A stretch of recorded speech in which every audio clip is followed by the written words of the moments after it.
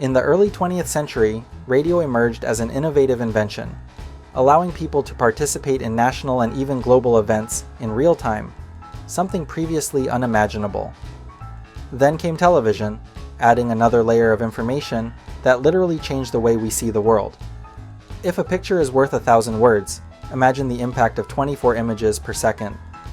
However, capturing and transmitting both image and sound over long distances, especially in the early 1900s, was such an impressive technological feat that it only existed in the minds of the most creative people. These two publications from 1915 and 1918 are a good example of that. They were ideas limited by the technological development of their time. But then the question arises, who invented this wonderful entertainment and information device? Well, answering this question is quite complicated and remains a subject of debate to this day. You'll realize that it was the result of many brilliant minds over a relatively long period of intense global competition. In the beginning, televisions were electromechanical, made up of spinning discs and electric motors. But with technological progress, they shifted to fully electronic devices of better quality, giving rise to the tube televisions that, until a few years ago, we all had in our homes.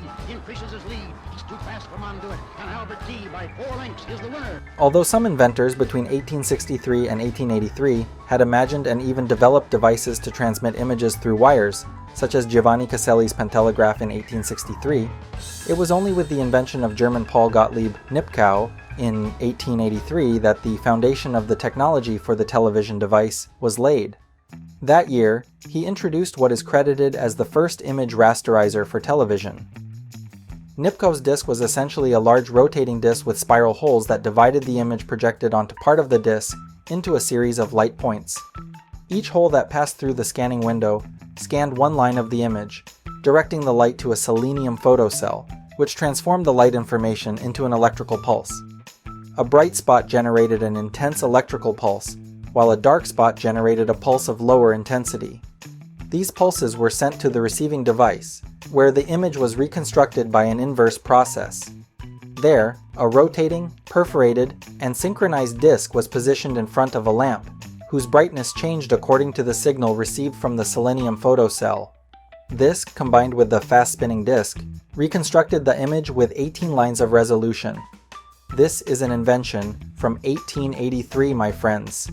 Nipkow's invention, which would become the foundation of electromechanical television technology, was built around a fundamental discovery made 10 years earlier by scientist Willoughby Smith. In 1873, he discovered that selenium has the interesting physical property of varying its electrical resistance according to the intensity of light, allowing light signals to be converted into electrical signals, which can then be sent through a wire, or transmitted through the air. Interestingly, in this 1918 publication, writer Hugo Gernsback predicted that the selenium cell would not be the component used in the television of the future, as it was a slow sensor with low sensitivity. He was right. Its use was limited to electromechanical television until the 1930s. Another important technological development in this story was the invention of the Audion triode vacuum tube by Lee De Forest in 1906, which allowed for the amplification of electrical signals. This component was already widely used in radio transmissions when television began to be developed. The invention of the triode valve revolutionized the field of electrical technology to the point of creating the field of electronics, and it was used in both electromechanical and electronic television. But the component that would replace the selenium cell and make television fully electronic, the cathode ray tube, had already been a subject of research since the 1890s. That year, Arthur Schuster demonstrated that a beam of electrons in a vacuum tube could be deflected by an electric field, and William Crookes demonstrated that it could be deflected by a magnetic field. This electron beam was known at the time as cathode rays because they were emitted by the cathode, which is the negative electrode. Based on these experiments, in 1897, German physicist Carl Ferdinand Braun built the first cathode ray tube. The Braun tube, as this first tube became known, was the cornerstone in the development of fully electronic television and was present in every TV and computer until the introduction of the LCD screen, replacing mechanical elements like Nipkow's disc in electromechanical televisions. A cathode ray tube is a vacuum tube containing an electron gun that emits a beam of electrons. When these electrons strike a phosphorescent surface, they emit a visible light spot. It was a technology that sparked the creative minds of many inventors at the time. Minds like that of Scottish inventor Campbell Swinton, who, between 1907 and 1911, studied and proposed using bronze cathode ray tube to capture and reproduce images. He even designed some electrical circuit diagrams for the device, but neither he nor his colleagues knew how to build the project. Later, in 1915, his ideas were published in this American magazine, very popular among inventors. When he proposed these theoretical ideas, other researchers were already experimenting with the cathode ray tube as a receiver, but the idea of using the technology in a camera to capture and transmit the image was unprecedented. It was the concept for a fully electronic television system. In the same period, and unaware of Campbell's work, Russian scientist Boris Rosing and his student Vladimir Zworykin, who will appear frequently in this story, developed an electromechanical television system that used a camera with a lens scanner and rotating mirrors to transmit some simple geometric patterns to a bronze cathode ray tube at the receiver.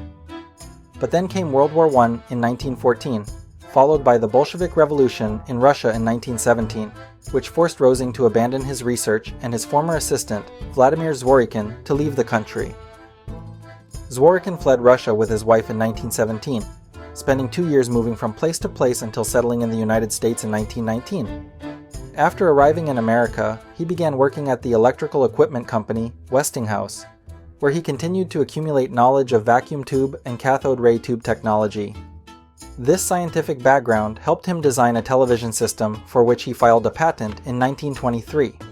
This patent would later become the subject of a legal battle, but at that time, it served to register his initial ideas about the application of cathode ray tubes as transmitters and receivers, which had their origins in Campbell Swinton's ideas. This patent also included some of the operating principles of the iconoscope, which he also called the electric eye. It was a TV camera tube that used electrons to scan an image and break it into a series of electrical signals, and it would be unveiled to the public in 1933. Meanwhile, in Europe, a Scottish inventor named John Logie Baird was also making progress in this field. He was developing an electromechanical television system that would culminate in the first televised transmission of a moving object at the Royal Institution in London in 1926. During this period, he had also filed a series of patents, which, as you can see, were based on Nipkow's disk and the most advanced electronics developments of the time. It was a device that allowed the reproduction of images with 30 lines of resolution, initially running at 5 frames per second and later at 12 frames per second.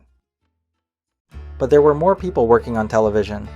In rural Idaho, an American teenage inventor named Philo Farnsworth came up with the idea of a method for scanning images that would steer him away from the future expected by his farmer father and place him among the great inventors.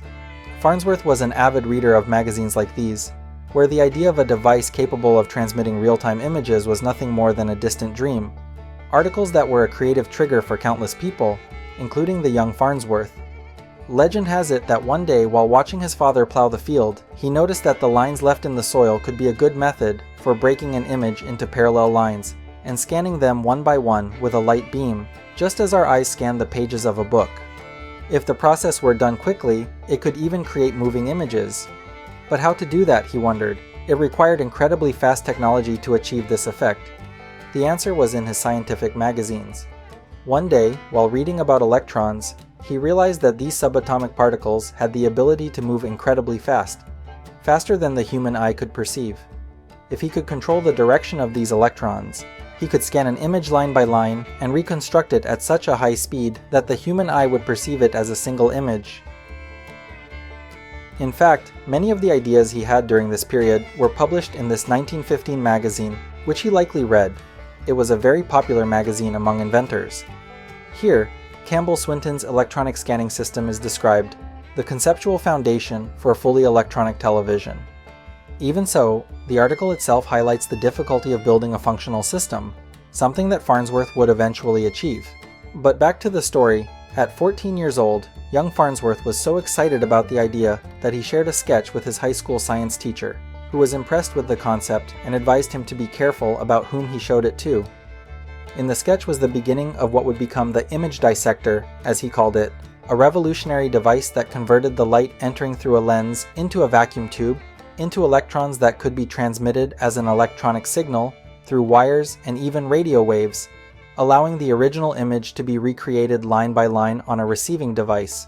What he didn't know was that others were also working on this, but at that moment, the efforts continued in parallel. As he spent some time as a Navy officer and, in 1925, as a civilian, tried to run a radio repair business in Salt Lake City, which ultimately failed. In 1926, Farnsworth moved to California, where, with the support of local investors, he was finally able to dedicate himself full-time to building the first prototype of his television. The result came the following year, in 1927, when he successfully transmitted the first image to a receiver in the next room, a straight line. This was something that Zworykin had not yet achieved using a fully electronic system. His investors were excited by the results, and rushed to file the patent application in January 1927, along with a request for Farnsworth to make a public demonstration for the press. They wanted to speed up the return on their investment and believed that, with the patent and public demonstration, they would attract new parties interested in licensing or even buying the patent. Farnsworth was opposed to selling, but he agreed to do the demonstration, which took place in September 1928. Since the investors were anxious to recover their money, he chose to transmit a dollar sign on the screen in a static image composed of 60 horizontal lines of resolution. Yeah, he still had a lot of work ahead before transmitting a complex image like a human face, a feat that the Scottish inventor Baird was achieving at that very moment. In 1928, Baird conducted the first transatlantic transmission of a human face between London and New York. However, the television system used was still electromechanical, relying on spinning discs and mechanical parts, both in the camera and the receiver. This was very different from the fully electronic designs of Zworykin and Farnsworth. That same year, in 1928, General Electric launched its own experimental television station called W2XB. This is the block diagram of their electromechanical television system, and it was just one of many experimental projects emerging around the world. The station was popularly known as WWII television, and eventually transitioned to a fully electronic system in the 1930s. It is still in operation today under the name WRGB. All this technological development excited many people at the time, except for businessman David Sarnoff of the Radio Corporation of America, RCA. Sarnoff had built a media empire by buying and licensing over 2,000 radio patents, creating a monopoly where he earned money from every radio set sold by competitors. As soon as he heard about the new invention in development, especially after Farnsworth's public demonstration was reported in the newspapers, he realized that his empire was threatened. Who would want a device that only played audio when they could have one that also displayed images? He needed to get into this business, and fast, but without paying royalties. This is where the life story of the Russian immigrant Zworykin, until then an employee at the electrical equipment company Westinghouse, intersects with the life story of telecommunications magnate Sarnoff. In 1929, Zworykin was hired by RCA to develop a television project. The rights to his patents were acquired by the company, and a budget of $150,000 was made available to him, which today would be equivalent to $2.7 million. It was what he had hoped for, except for the fact that the level of competition was now extremely high. That same year, Zworykin made important progress in the development of the iconoscope and filed the patent application for the kinescope, a device for displaying images that had all the characteristics of modern picture tubes. Together, the iconoscope and the kinescope formed a complete design for a fully electronic television system. However, despite being theoretically complete, the system was still not functional. Still in 1929, Farnsworth successfully transmitted the first live televised images of a person using a fully electronic system. It was a small 3.5-inch image of his wife, Pem Farnsworth, but enough to move on to the next stage, the production of a commercially viable device. In 1930, RCA's then chief engineer, Zworykin, was sent by Sarnoff to visit Farnsworth's lab in an attempt to buy his television designs and patents. RCA offered $100,000 at the time for the invention, which is over $1.8 million today. This was an offer that Farnsworth's investors had been eagerly awaiting, but Farnsworth declined. What he wanted was to continue developing television and earn money from the patent royalties. Meanwhile, on the other side of the Atlantic, Baird, in partnership with the BBC, conducted the first simultaneous transmission of sound and image in 1930 using the electromechanical television system, and the first broadcast of a theatrical play the man with the flower in his mouth. It was also in 1930 that Baird's television set began to be commercialized, becoming the first mass-produced TV set, with around 1,000 units sold in the following years. After rejecting RCA's offer, Farnsworth moved to Philadelphia in 1931 to work with radio manufacturer Philco, which had the experience and capacity needed to produce his television set. The problem was that the radio patents were owned by Sarnoff's RCA, and when Sarnoff learned about the partnership, he went to Philco and said, "If you do this, you will no longer be able to manufacture and sell radios." And that was the end of Farnsworth's partnership with Philco. The solution was to start his own company, Farnsworth Television, which of course, had only a fraction of the resources that Sarnoff's RCA had. And this is where the legal battle began between Sarnoff's empire, backed by Zworykin's patents, and the small company of inventor Farnsworth, all to prove who first described a functional television system. Well, this legal battle also had other objectives, such as buying time for RCA to develop and make its television functional before Farnsworth's design hit the market.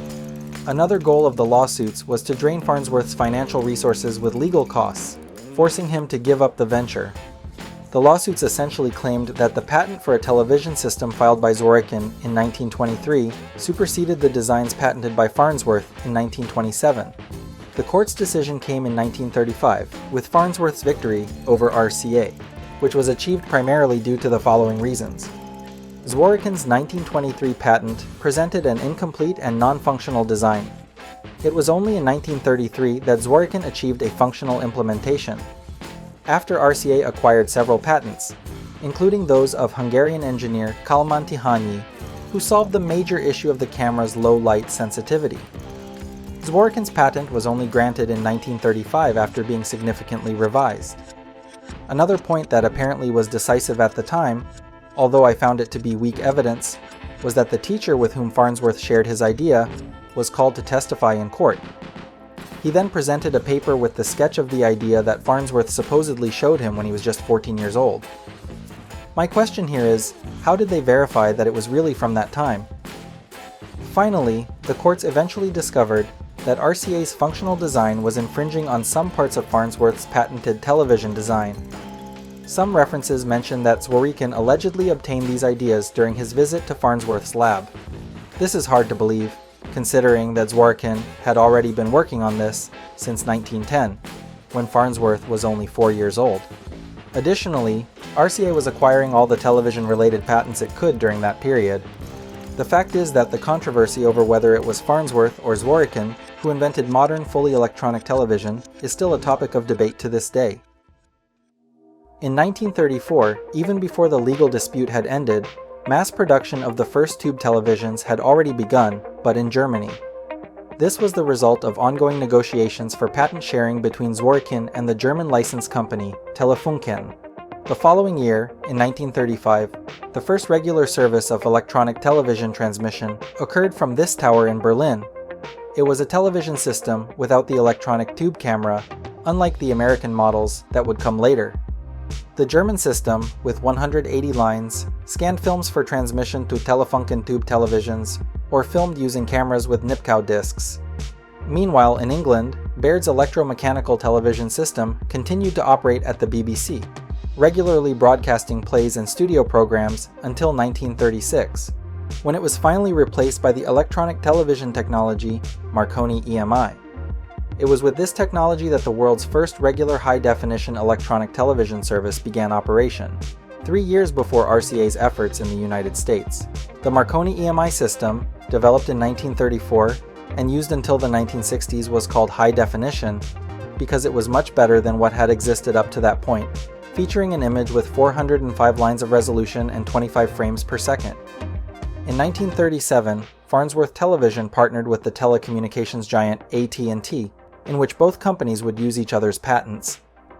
The agreement and the funding provided by AT&T allowed the establishment of a television and radio manufacturing plant in 1938, marking the beginning of production in the United States. In 1939, RCA finally gave in and agreed to start paying royalties to Farnsworth for the use of his patented components in their television system. This was also the year when Vladimir Zworykin and RCA conducted their first experimental broadcasts from the Empire State Building. And just when everything seemed to be going well for Philo Farnsworth, with royalties from RCA and the partnership with AT&T, World War II came and suspended any such endeavors, redirecting all factories to the war effort until 1945, at which point Farnsworth's patents began to expire. To give an idea of the growth he missed in this consumer sector after World War II, in the United States, the percentage of households with television increased from 0.5% in 1946 to 55.7% in 1954 and 90% in 1962. From the 1940s onward, fully electronic television technology became dominant, and televisions began entering households around the world. Of course, various companies from different countries developed their own television system designs, but the basic operating principle remained the same for a long time, centered around the cathode ray tube, which gave rise to the famous tube TV name. Before I say goodbye, I would like to mention that, as always happens with these more complex inventions, many inventors and researchers unfortunately end up being left out of the video due to time constraints. Pioneers like Kenjiro Takayanagi, considered the father of Japanese television for his studies on electronic television during the 1920s and 30s. His system used a camera with a Nipkow disc scanner and a Braun tube television, similar to the study conducted by Boris Rosing in 1907, but slightly more advanced. In conclusion, I hope I've introduced you to the main pioneers of this fascinating story. If you enjoyed the video, don't forget to give it a like so YouTube can suggest it to others. Thank you for your company, and see you in the next video.